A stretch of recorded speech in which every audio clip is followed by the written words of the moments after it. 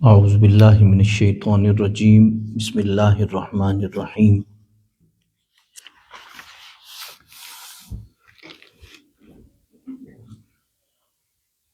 خلاصہ قرآن مجید کے حوالے سے ہم 5ویں پارے کا پہلا ربع آپ دوستوں کے سامنے بیان کر رہے ہیں۔ قرآن مجید پڑھتے ہوئے تراویح میں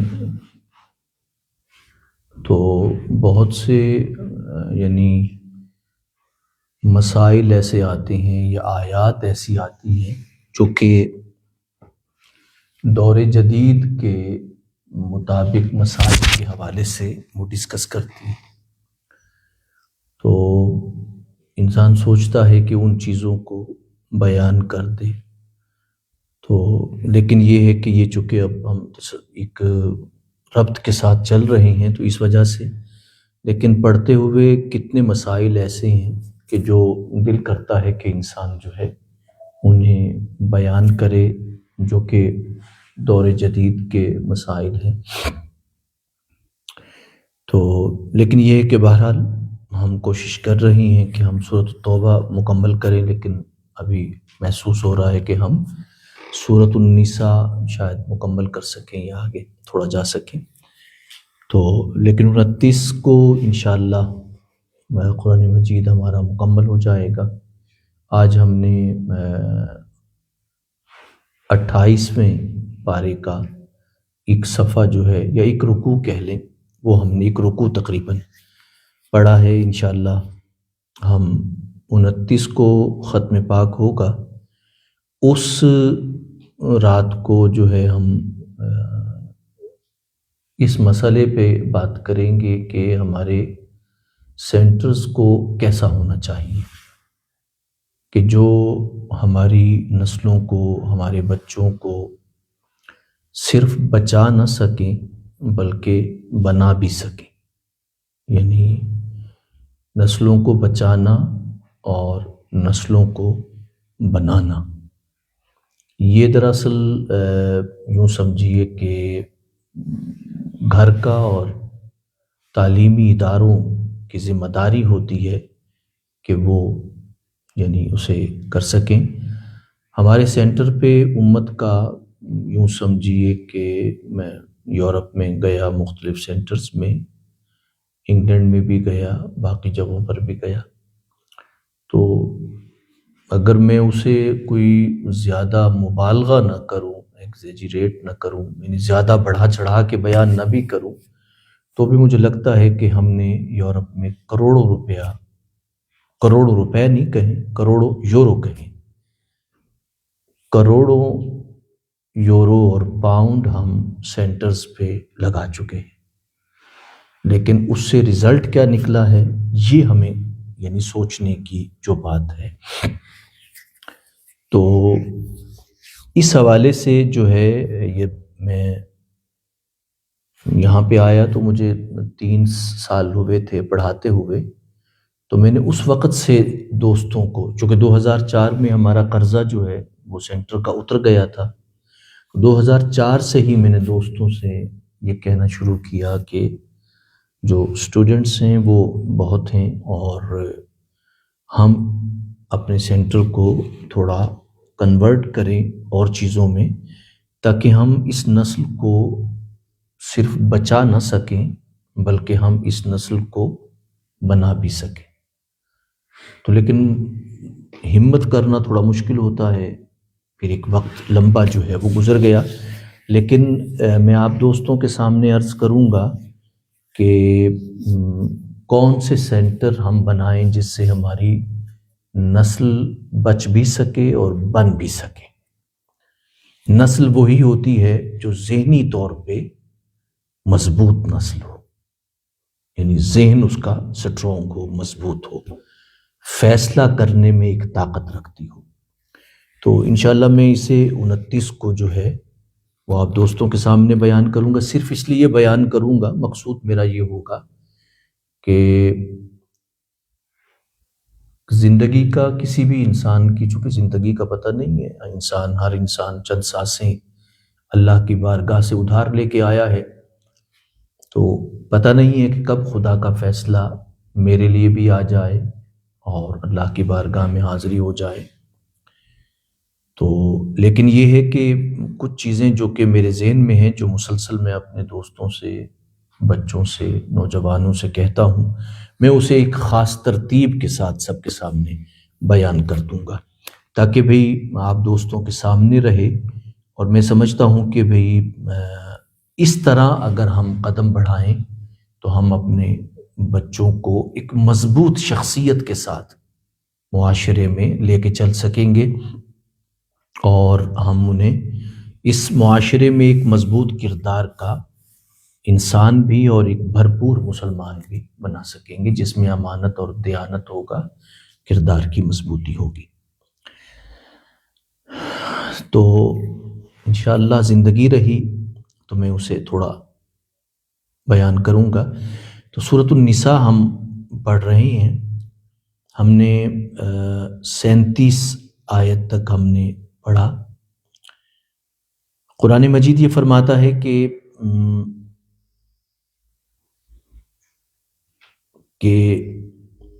انسان کو کچھ جو وسوسے ڈالنے والے لوگ ہوتے ہیں وہ بخل پہ مجبور کرتے ہیں، یعنی اسے کہتے ہیں کہ بچا لو کسی طرح، پھر تمہارے کام آئے گا۔ اس میں کوئی شک نہیں ہے کہ یہ سوچ بری بھی نہیں ہے کہ انسان بچائے، بچت کرے، لیکن بخل نہ کرے، کنجوسی نہ کرے، بچائے ضرور۔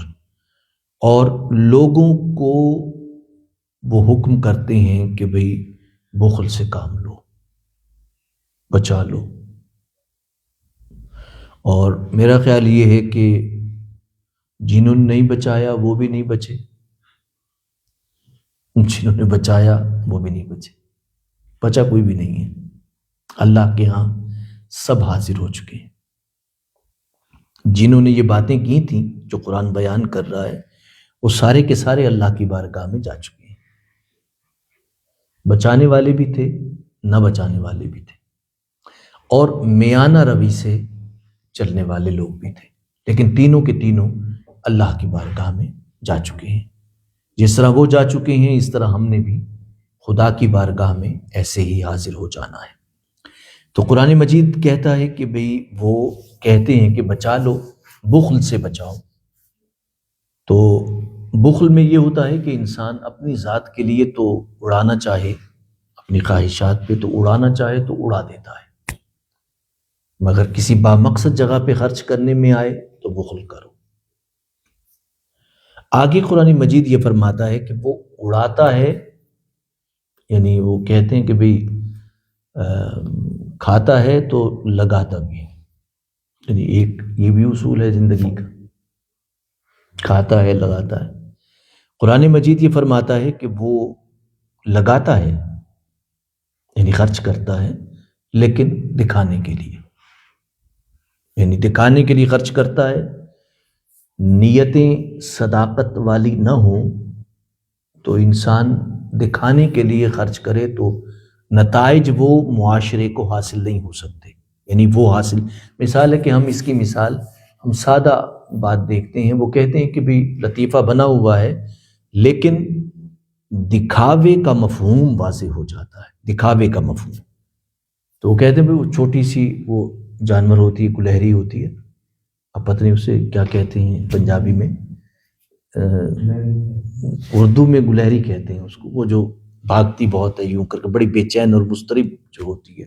یعنی کبھی درخت پہ چڑھ جانا، کبھی نیچے آ جانا، کبھی اوپر جانا، پھر کبھی نیچے آنا، کبھی اوپر جانا نیچے آنا۔ تو کسی نے پوچھا بھی کیا کر رہے ہو تو اس نے کہا کہ یہ نہ پوچھو کہ کیا کر رہے ہو، یہ دیکھو کہ یعنی میری آنی جانیاں دیکھو، یعنی میرا آنا جانا دیکھو۔ اب مجھے بتائیے کہ وہ یعنی وہ بھی ایکسرسائز ہی ہے، وہ کر رہی ہے یا کر رہا ہے، گلہری جو ہے وہ یوں بھاگتا ہے، یوں نیچے، یوں اوپر، یوں نیچے، اس کے سوا کوئی نتیجہ، کوئی پروگریس، یعنی اس کے بعد کیا نتیجہ نکلے گا؟ کوئی نتیجہ۔ یہ ہے قرآن دراصل کہتا، اگر آپ سمجھنا چاہیں تو گلہری کے عمل سے انسان سمجھ سکتا ہے کہ وہ جو آنا جانا ہے نا، اسے قرآن کہتا ہے یہ ہے دکھاوا، اور دکھاوے کو قرآن مجید نے رسالت میں آپ صلی اللہ علیہ وسلم نے یعنی شرک کہا ہے۔ یعنی آپ ایک لحاظ سے بندگان خدا کو خدا کے برابر کر دیتے ہیں اپنا اجر دکھانے کے۔ تو قرآن مجید اس لیے فرماتا ہے کہ یہ نہ کریں، لیکن یہ نہیں ہے کہ بھئی ہم کام کریں گے تو نظر نہیں آئے گا، اس میں ٹینشن کی ضرورت نہیں ہے۔ آپ کام کریں نظر آئے گا لوگوں کو، آپ نیکی کریں نظر آئے گی، آپ دکھانے کے لیے نہ کریں پر دکھے گی تو ضرور۔ یہ تو نہیں ہے کہ آپ نیکی کریں گے دکھے گی نہیں، نظر نہیں آئے گی۔ آپ راہ خدا میں دیں گے تو کیا نظر نہیں آئے گا؟ آئے گا، لیکن اصل نیت یہ نہیں ہونی چاہیے، ورنہ دکھے گا تو ضرور۔ اب اگر آپ دوستوں نے مل کے محنت کر کے کوشش کر کے یہ سینٹر کی بنیاد رکھی ہے اور جان کھپائی ہے، تو لازمی بات ہے سینٹر نظر تو آ رہا۔ اب ایسا تو نہیں کر سکتے کہ اس کو کیموفلیج کر دیں یا اس کے اوپر ٹینٹ ڈال دیں بھی نظر ہی نہ آئے، بھئی یہ ہماری محنت ہے، کہیں دکھاوا نہیں، ایسا نہیں ہے، دکھے گی ضرور، لیکن ہمارا مقصد دکھاوا نہ ہو، بس اتنی سی بات ہے۔ مقصد دکھاوا نہ ہو، اس لیے کہ نتائج بدل جاتے ہیں، اعمال بدل جاتے ہیں۔ اس کے بعد قرآن مجید یہ فرماتا ہے کہ قیامت کے دن جب اللہ کی بارگاہ میں ایک جائے گا انسان، اور پھر وہ دیکھے گا کہ بھی پروردگار نے اللہ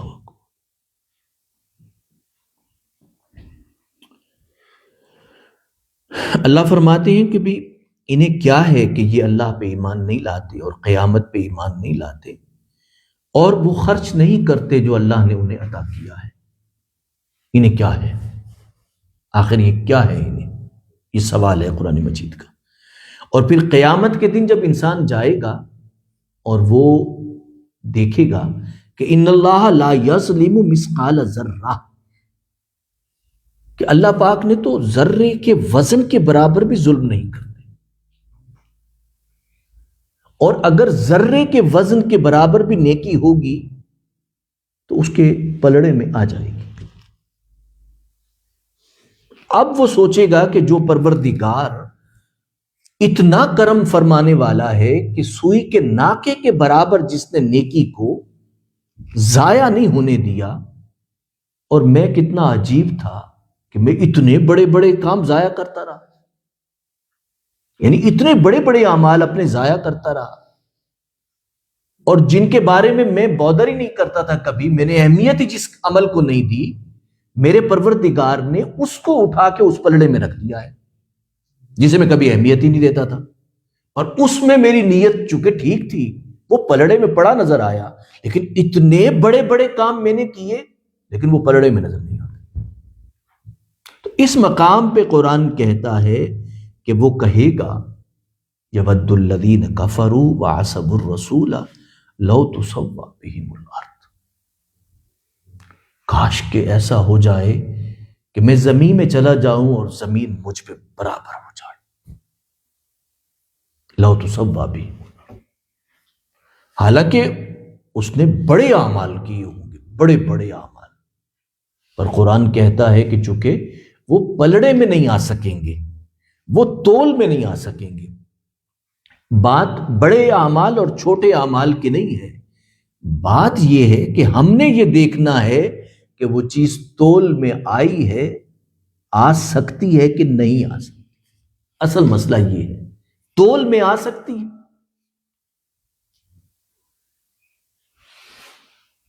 اگر تول میں نہیں آ سکتی تو پھر تو اس کا کوئی وزن ہی نہیں ہے نا، پھر تول میں نہیں آ سکتی۔ تو قرآن مجید اس لیے فرماتا ہے کہ وَلَا يَكْتُمُونَ اللَّهَ حَدِيثًا، اور وہ یہ بات اللہ سے چھپا نہیں سکیں گے۔ اب اس کے بعد قرآن مجید یہ فرماتا ہے کہ جب آپ نماز پڑھنے کے لیے آئیں تو چونکہ پہلے شراب کو تدریجاً حرام کیا گیا، پہلے ایک سٹیپ پہ، پھر دوسرے سٹیپ پہ، پھر تیسرے سٹیپ پہ جا کے شراب کی حرمت کا اعلان کیا گیا۔ قرآن نے فرمایا کہ ایسی حالت میں نماز پڑھنے نہ آؤ کہ جب تمہیں یہ معلوم نہ ہو کہ تم جو زبان سے کہہ رہے ہو اس کا معنی کیا ہے۔ یہ ہمیں دراصل درس دے رہی ہیں مسلمانوں کو بھی کہ آپ بھی جب اللہ سے بات چیت کرنے آئیں تو آپ کو پتہ ہو کہ آپ اللہ سے کیا کہہ رہے ہیں اور کیا کہنا چاہتے ہیں۔ تو اس لیے قرآن مجید کا رسالت مآب صلی اللہ علیہ وسلم نے فرمایا ہے کہ مختلف حصہ جو ہے انسان کو یاد کرنا چاہیے، تاکہ وہ قرآن مجید کی مختلف حصوں کی تلاوت کرتا ہے تو نماز میں اس کا ذہن بیدار رہتا ہے۔ صرف تلاوت نہیں کرنا بلکہ اس کے مفہوم کو بھی اپنے ذہن میں لانا ہے کہ میں نے آج اللہ کی بارگاہ میں کیا چیز کہی ہے اور کیا بات کہی ہے۔ تو ہم نے 43 آیت پاک تک ہم نے مفہوم کو بیان کیا ہے۔ اللہ کی بارگاہ میں التجا کرتے ہیں کہ اللہ پاک ہمیں عمل کی توفیق عطا فرمائے۔